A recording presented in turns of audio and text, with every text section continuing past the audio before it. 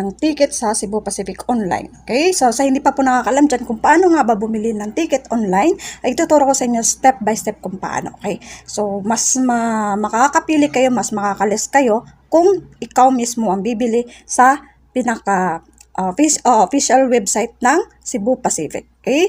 So, makakapili kayo, makakahanap kayo ng mga promo na hindi ganon kalaki ang presyohan.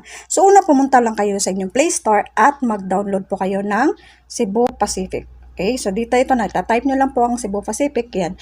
Then, i-install nyo lang. Then, pagka-install nyo, i-open nyo lang. Okay, so kagaya nito. Ito, so una, pag mga-install kayo, ito po yung una nyo makikita. So, una, pumunta kayo dito sa round trip. I-click nyo lang po ito. Kung one way lang, piliin nyo po yung one way. Kung round trip naman o multi-city, ayan sa akin, one way. Bibili tayo ng ticket ngayon. So, halimbawa dito sa from, kung halimbawa saan kayo nanggagaling, halimbawa Cebu.